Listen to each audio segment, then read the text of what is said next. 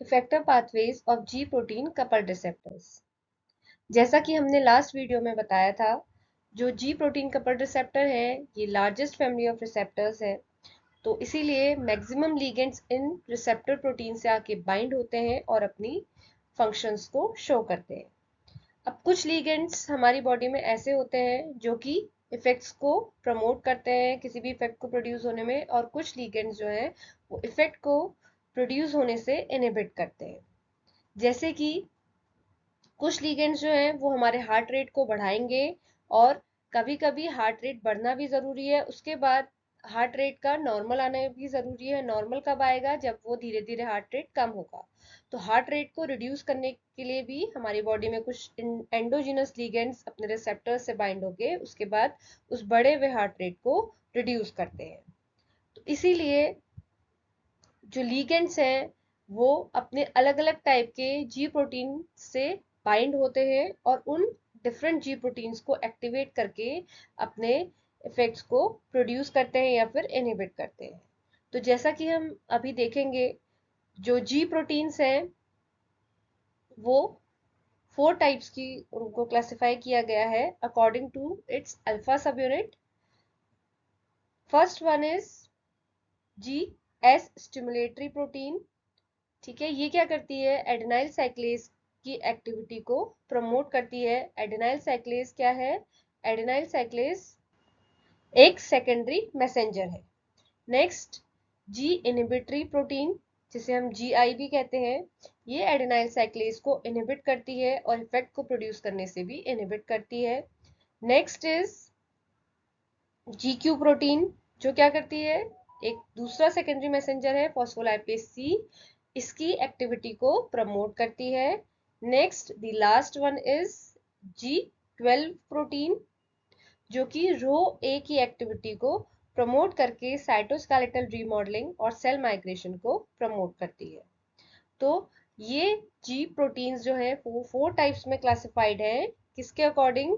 जो आपकी जी protein couple receptor की अल्फा सब यूनिट है उसको क्लासिफाई करके हमने जी प्रोटीन्स को भी क्लासिफाई किया गया है। और जैसे ही लीगेंड आके अपने रिसेप्टर से बाइंड होता है, डिपेंड करता है कि कौन सी इनमें से चारों में से कौन सी टाइप की जी अल्फा प्रोटीन जो है वो एक्टिवेट हुई है। जो जी अल्फा प्रोटीन एक्टिवेट होगी, अगर जी एस स्टिमुलेटरी प्रोटीन एक्टिवेट हुई है तो वो एडेनाइल साइक्लेज की एक्टिविटी को बढ़ा के इफेक्ट प्रोड्यूस करेगी। अगर जी आई इनहिबिटरी प्रोटीन एक्टिवेट हुई है तो वो एडेनाइल साइक्लेज की एक्टिविटी को इनहिबिट कर देगी और इफेक्ट को प्रोड्यूस होने से भी रोकेगी। जी क्यू प्रोटीन जो है वो फॉस्फोलाइपेज सी की एक्टिविटी को एनहांस करके इफेक्ट को प्रोड्यूस करेगी। ठीक है, तो इस तरीके से इफेक्ट्स जो है वो यहाँ पे प्रोड्यूस होते हैं। नेक्स्ट है 3 मेन इफेक्टर पाथवेज हैं जिनके थ्रू जी प्रोटीन कपल्ड रिसेप्टर्स अपने इफेक्ट को प्रोड्यूस करते हैं। सबसे पहला है सीएएमपी पाथवे। सीएएमपी पाथवे में जैसा कि आप देख सकते हैं, जैसे ही लीगेंड आके जी प्रोटीन कपल रिसेप्टर से बाइंड करता है, वैसे ही आपकी G stimulatory protein beta gamma sub unit से डीअटैच होके एडेनाइल साइक्लेज से अटैच होती है, एडेनाइल साइक्लेज को एक्टिवेट करती है और एडेनाइल साइक्लेज एक्टिवेट होके एटीपी को सीएएमपी में कन्वर्ट कर देता है।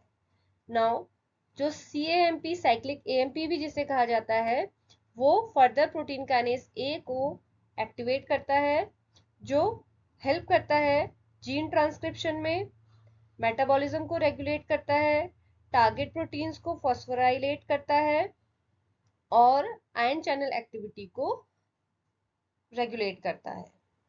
नेक्स्ट, इसके कन्वर्सली इनहिबिटरी जी प्रोटीन जो होती हैं, जी आई जिन्हें कहा जाता है, वो जब लीगेंड आके रिसेप्टर से बाइंड करता है तो G inhibitory protein beta gamma sub unit से डीअटैच होके एडेनाइल साइक्लेज से बाइंड हो जाती है और साइक्लिक एएमपी की एक्टिविटी को इनहिबिट करती है, जिससे कि सेलुलर रिस्पॉन्सेस प्रोड्यूस ना हो पाए। फॉस्फोलाइपेज सी पाथवेज। फॉस्फोलाइपेज सी पाथवे में जी प्रोटीन कपल्ड रिसेप्टर से जी क्यू प्रोटीन जो है वो अटैच होती है।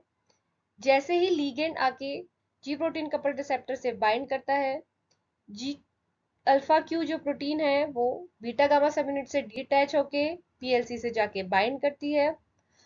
फॉस्फोलाइपेज सी एक्टिवेट हो जाता है और PIP2 जो है फॉस्फोइनोसिटाइल 4,5 बिस फॉस्फेट को कन्वर्ट कर देता है डैग डाइएसाइल ग्लिसरॉल और IP3 inositol triphosphate.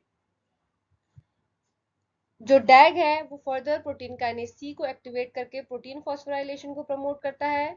IP3 calcium channels को, जो इंटरसेलुलर कैल्शियम चैनल्स हैं, उनको ओपन कर देता है, जो फर्दर सेलुलर रिस्पॉन्सेस को प्रोड्यूस करते हैं, जैसे कि मसल कॉन्ट्रैक्शन में हेल्प करते हैं और सीक्रीशन और जीन रेगुलेशन को प्रमोट करते हैं। आयन चैनल रेगुलेशन, जो जी प्रोटीन कपल रिसेप्टर है वो डिफरेंट आयन चैनल्स को, जैसे कि कैल्शियम चैनल और पोटेशियम चैनल्स को रेगुलेट कर सकते हैं, ठीक है, via different types of G proteins, जैसे कि यहाँ पे आप देख सकते हैं GQ प्रोटीन के थ्रू एक्शन हो रहा है। कैल्शियम चैनल्स जो हैं वो डीएक्टिवेट हो रहे हैं, हम देख सकते हैं कि इनहिबिट कर रहा है ये कैल्शियम चैनल्स की ओपनिंग को।